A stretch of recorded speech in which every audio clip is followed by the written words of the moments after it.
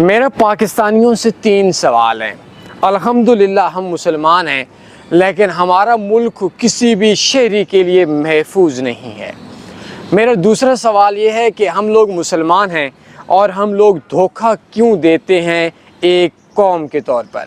تیسری چیز کہ ہم لوگ جو سب سے بڑی خامی ہے کہ ہم لوگ مسلمان ہیں اور ہم لوگ جب بھی کسی بندے کو دھوکہ دیتے ہیں تو اس دھوکہ دینے کے باوجود ہم لوگ اترا رہے ہوتے ہیں کہ بھئی ہم نے کام کیا، بہت اچھا کیا۔ پاکستان شاید ان چند قوموں میں سے واحد قوم ہے جس قوم کے اندر کسی بھی بندے سے فراڈ کرنا، چیٹنگ کرنا اس کے لیے باعث خوشی سمجھا جاتا ہے۔ ہم لوگ لاہور کے اندر جاتے ہیں، بدقسمتی سے اگر آپ کسی بھی بندے سے راستہ پوچھیں تو اگر وہ راستہ ادھر جانا ہوتا ہے تو وہ راستہ ادھر بتائے گا، اور تھوڑی دیر کے بعد وہی شخص انجوائے کر رہا ہوگا اور بول رہا ہوگا میں نے فلاں کو بدھو بنایا۔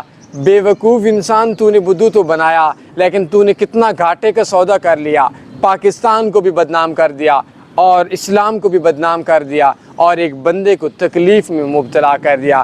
خدا کے واسطے تھوڑی مہذب قوم بن جاؤ، خدا کے واسطے اپنے آپ کو بزنس پہ لگاؤ، اپنے حالات کو بہتر کرو۔ فضول ایکٹیویٹیز، لڑائیاں، جھگڑے، سیاست، یہ چیزیں آپ لوگوں کے لیے نہیں ہیں۔ اپنے لائف کو انجوائے کریں، سکون سے رہیں، اپنے اور اپنے پاکستان اور اپنے اسلام کے لیے آپ لوگ ایک چمکتا ہوا موتی بنیں، نہ کہ آپ کلنک کا ٹیکا کالک بنیں۔